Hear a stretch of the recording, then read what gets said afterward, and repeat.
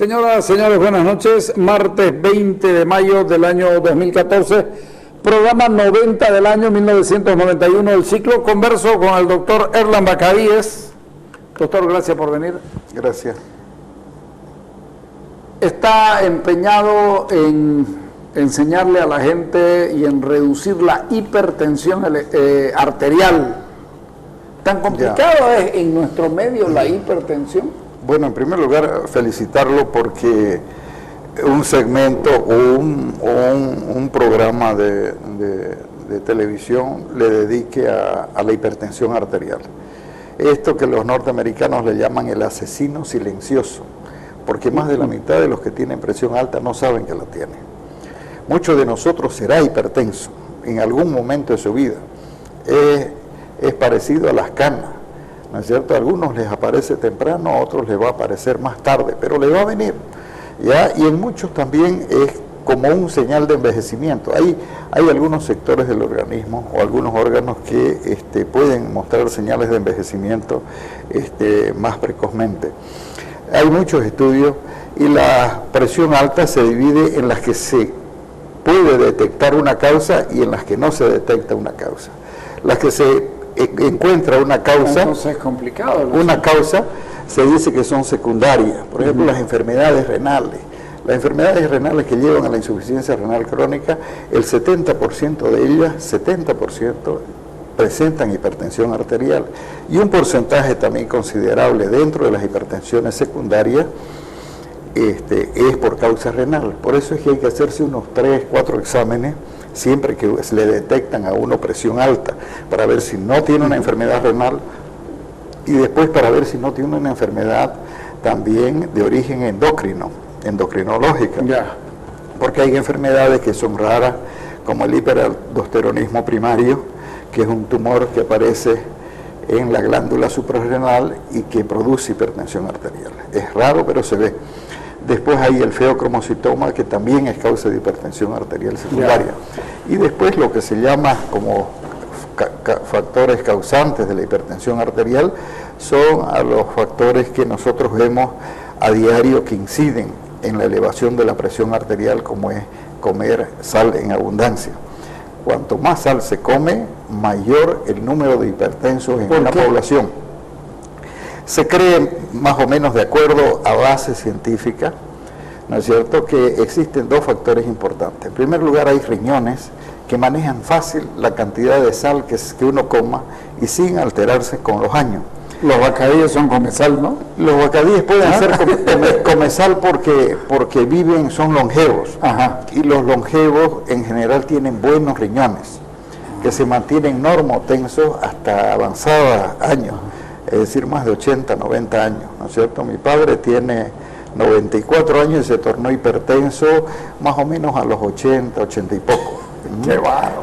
Pero, por ejemplo, a los 60 años, la mitad de la población, cualquiera de nosotros, aquí hay 4 que tienen más de 60 años, y va a haber uno hipertenso. Puede ser que no haya ninguno, pero puede ser que los 4 sean, pero estadísticamente la mitad es hipertenso y la mitad no es hipertenso. ¿Por qué se dice que es la enfermedad que mata silenciosamente y que todos podemos ser hipertensos y no darnos cuenta cuando el que sufre hipertensión o el que alguna vez la ha sentido sabe lo desagradable que es eso?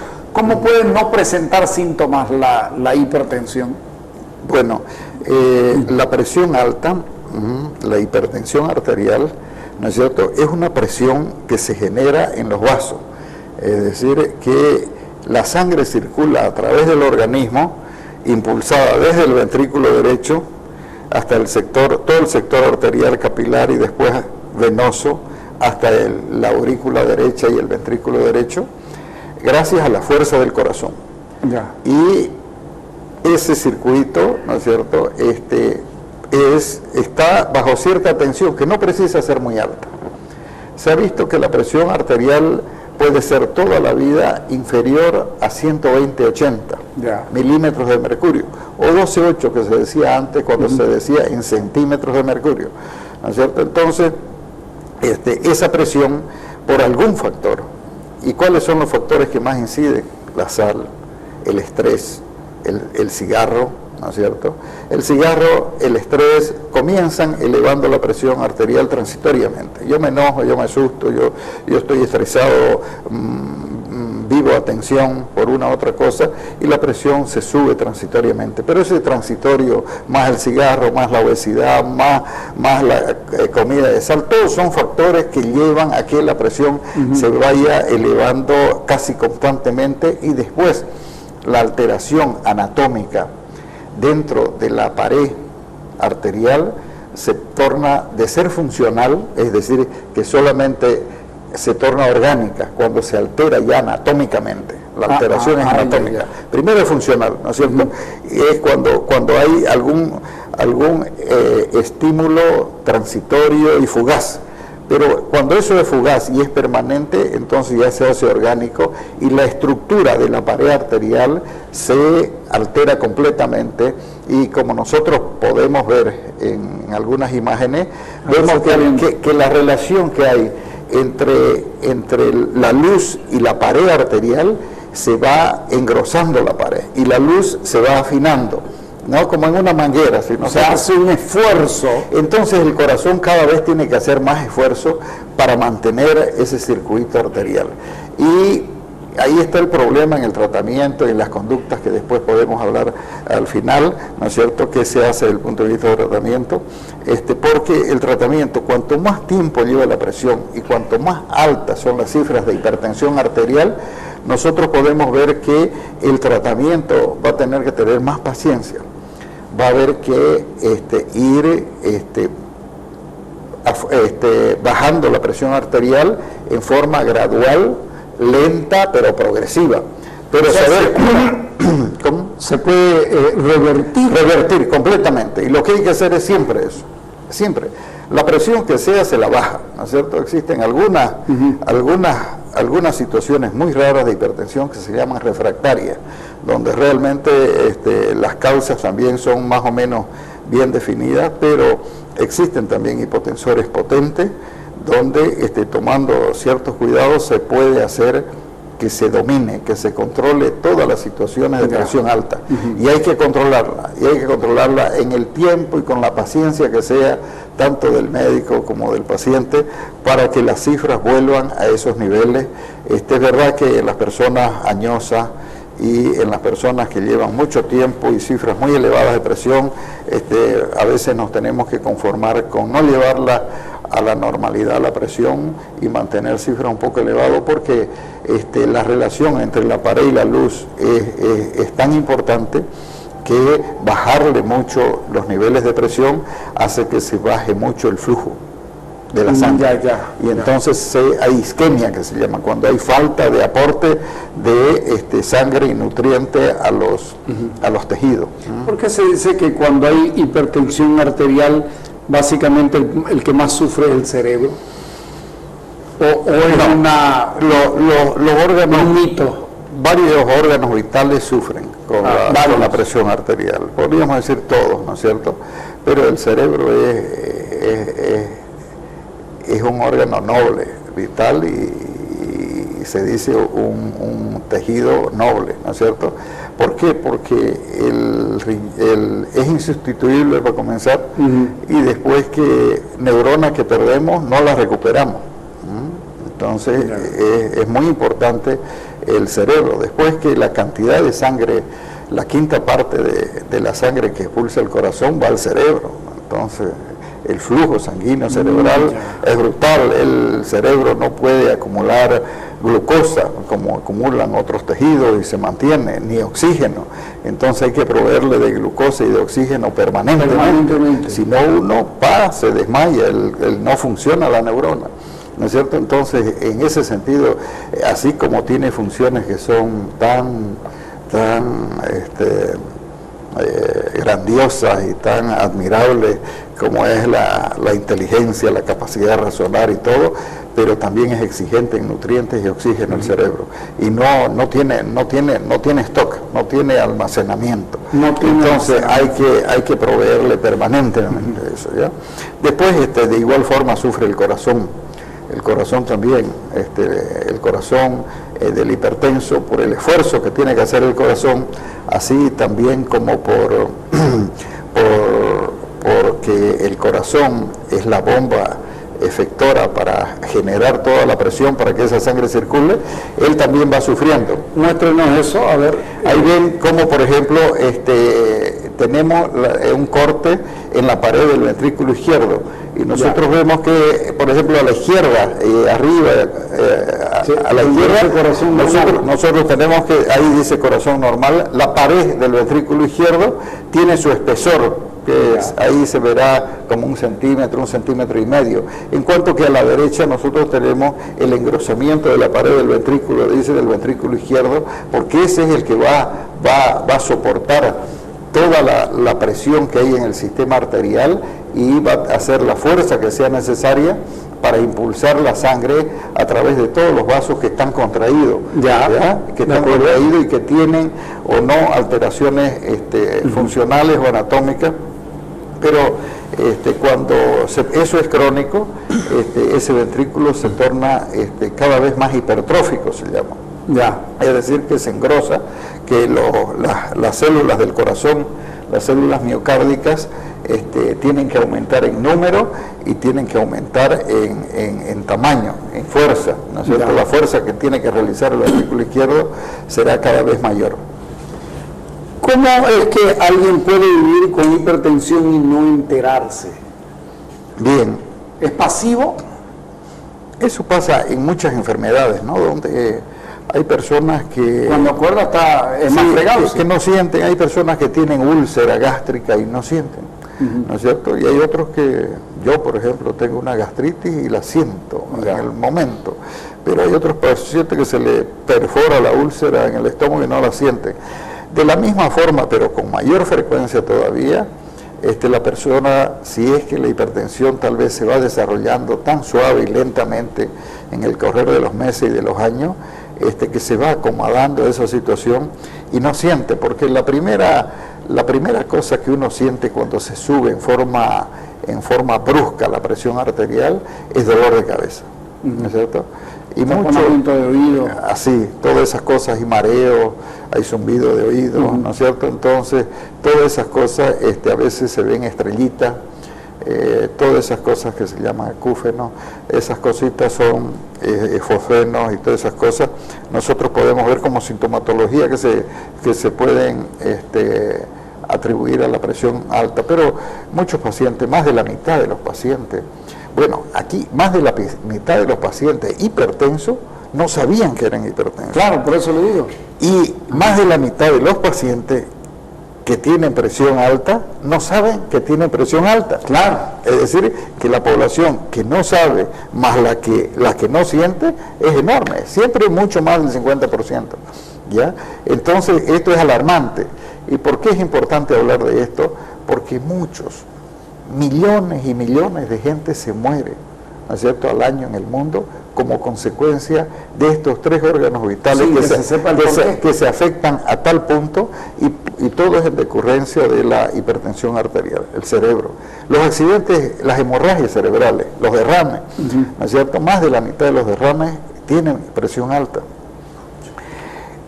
Los infartos de miocardio y las insuficiencias cardíacas, ¿no es cierto?, también son hipertensos. Entonces, la insuficiencia renal, aquí, por ejemplo, y en Santa Cruz más todavía, junto con la diabetes, ¿no?, debe ser el 60, el 70% de los pacientes tienen ¿Hay relación entre diabetes e insuficiencia renal con la hipertensión? Hay, es decir que la... ¿Son primas hermanas? No. ¿Tanto así o no? No. La diabetes es una cosa, la hipertensión lo que le digo, pero los primos hermanos en el sentido de que están juntos, aparecen juntos. Están juntas. La presión aparece en el curso de las enfermedades renales. Y la enfermedad renal por la diabetes, la nefropatía diabética, ¿no es cierto?, se acompaña de hipertensión arterial en los estadios avanzados. ¿Ya? Entonces eso va junto. Lo que dificulta mucho más el funcionamiento del órgano renal. Así es, mucho más. Es decir, que una de las medidas más importantes que se hace en el diabético con es controlar la presión, mantener los niveles de presión más bajos que que su organismo tolere, ¿no? Con que él se sienta bien. Siempre eso es lo que se persigue. Pero nosotros tenemos en Santa Cruz muchos pacientes hipertensos que no saben que son hipertensos, se come mucho sal, hay sobrepeso, todavía se está fumando. Hay que hacer un esfuerzo grande para que la gente no fume. Yo he sido fumador y he dejado de fumar. Hace más de 22 años que no fumo, y no creo volver a fumar. Y después el estrés, también controlarlo, ¿no? Cada vez la gente se estresa más, y eso tiene consecuencias no solo para la hipertensión arterial, sino para todo el organismo. El organismo estresado sufre tremendamente. Después la obesidad, el consumo de sal, a todos, a restaurantes que he visto y voy y me sirvo comidas que la sirven con poca sal, yo los felicito y ojalá que imiten todos, porque se tiene que disminuir la ingesta de sal en los habitantes del mundo, pero de Santa Cruz especialmente. ¿Por qué aguantarse las ganas de orinar puede generar una hipertensión? Pero eso es transitorio. Es transitorio, porque sí sube, ¿no? Es un factor de estrés. Es un factor de estrés. Por factor de estrés. Sí, el organismo sufre, sí.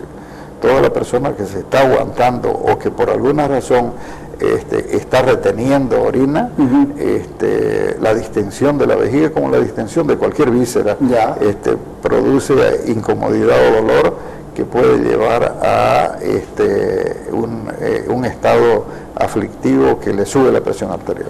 Cuando la gente ya es detectada que tiene presión alta, lo primero que hacen es medicarle hipotensores, se llama, ¿no es cierto? Sí. En algunos casos resultan muy caros y la gente deja de consumirlos. ¿Qué puede hacer para suplir el medicamento si no tiene plata? También es una enfermedad de la pobreza, ¿verdad? Esto no es que elige a ricos nada más porque los ricos viven muy bien. No, aquí hay ricos y pobres que los unos pueden pagarse su remedio y los otros no. El que no puede pagarse su remedio y tiene la necesidad de estar medicado, ¿cómo suple esto? El hipertenso. Existen, por ejemplo, cuando la presión está arriba de 120, 125, 130, y el paciente es obeso, el paciente come mucha sal, el paciente fuma, el paciente tiene factores de estrés. Entonces, a eso yo digo, a ese se le puede bajar la presión. Y él con un régimen con poca sal, donde el tipo en el trabajo o en lo que sea, retirar todos esos factores que llevan a aumentar los niveles de presión. Pero la obesidad, el cigarro, todo, no baja más de 15 milímetros de mercurio, no baja más. Es decir que si tiene 13,5, se la llevamos a 12. Pero si tiene más de 140 y en forma permanente, continua, no voy a esperar que porque adelgace le voy a normalizar la presión. Ahí va a tener que tomar remedio para la presión. Y desde el punto de vista de orientación de tratamiento, existen remedios que son baratos y remedios que son caros. Existen remedios que duran relativamente poco. Antes los remedios duraban muy poco, pocas horas. Sí. Y el paciente hipertenso tiene que estar medicado y en su organismo tiene que haber un medicamento que esté actuando, estar presente y actuando en las arterias permanentemente, de día, de noche, sábados, domingos y feriados. No, ahora hay medicamentos de 24 horas. Y por toda la vida. Ahora hay medicamentos de 24 horas, hay medicamentos relativamente baratos y hay que buscar los remedios baratos. Yo creo, y en eso las políticas del gobierno, de la gobernación, tanto nacional como local, para comprar remedios genéricos y hacer que los pacientes se traten, porque hay unos 3 o 5 principios activos que sirven para controlar el 80% de los hipertensos. Yo le voy a aprovechar para hacerle preguntas de gente amiga que me dice, que le digo que iba a conversar con usted sobre este tema, y me dice, aprovechar y preguntarle cosas que nos pasan a nosotros. ¿Por qué se le enfrían los pies a los que toman remedios para presión de manera inaguantable? Bueno, una de las cosas que hay que ver... ¿Puede ser? Sí. Puede ser, pero hay que ver si en general cuando se enfrían los pies, es porque la circulación disminuye. La circulación disminuye a ese nivel. Y hay que ver si no están sobremedicados. Es decir, que la presión no esté muy baja. ¿Listo? Por lo menos en algunos momentos, en algunas circunstancias.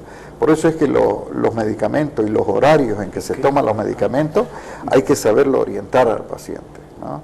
En general algunos pacientes tienen que tomar desde la mañana remedios, pero los que no son muy severos toman desde mediodía o en la noche, ¿ya?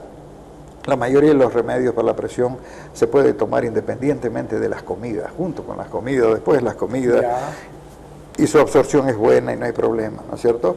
Después hay que saber que la presión, en general, la persona tiene un ritmo circadiano, ¿no es cierto?, donde la presión, por el estrés de la actividad diaria, se comienza a subir a partir de mediodía, y al final de la tarde, al final de la jornada, está más alto. Y después en la madrugada es donde está más bajo. Entonces la medicación, si bien tiene duración de 24 horas, pero tiene en general después de 2, 4 horas el pico máximo de acción, y es donde eso el médico tiene que orientarlo al paciente, pero es bueno que también lo sepan todos.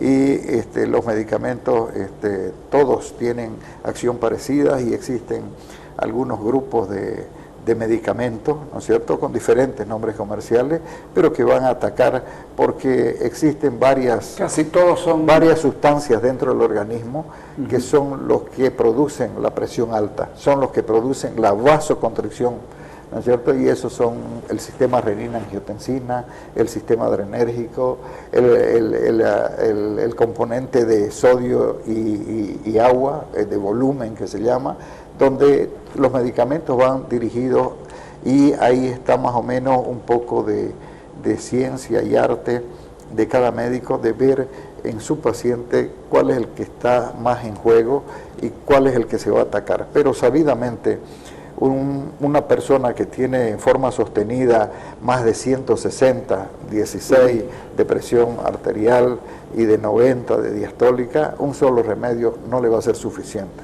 Tiene que tomar por lo menos 2. Hay pacientes que toman 3 o más medicamentos en forma permanente para bajar la presión. Entonces son cosas que hay que saber, y como en toda enfermedad crónica, aquí el hipertenso que no tiene disciplina. ¿El hipertenso va a ser hipertenso de por vida? De por vida, de por vida. Una vez que se le detecta la primera vez, no es que se va a sanar, no se va a controlar, pero no se sana, no se revierte. Las hipertensiones que son curables son algunas hipertensiones secundarias, como es el hiperaldosteronismo primario, el feocromocitoma, que son tumores de la suprarrenal, que se los retira y el paciente sana, ¿no? O puede sanar. Entonces, pero después todos los pacientes tienen que tomar toda su vida. Y 2 cosas yo siempre le digo a mis pacientes que tienen alguna enfermedad crónica, o por lo menos que van a ser de por vida, sea trasplantados, diabéticos y tantas otras enfermedades, hipertensos, necesitan 2 cosas en la vida. Uno, para darse con su problema, con su enfermedad, es aceptación y disciplina. El paciente que es indisciplinado le va a ir mal. El paciente que no acepta, no, yo me voy a curar, o yo no siento nada, me va a ir bien, a los 5 o 10 años. Ajá. ¿Me permite un minuto? Ahorita vamos a hablar cómo cuidarse a partir de eso, si me permite, con un corte. Dale.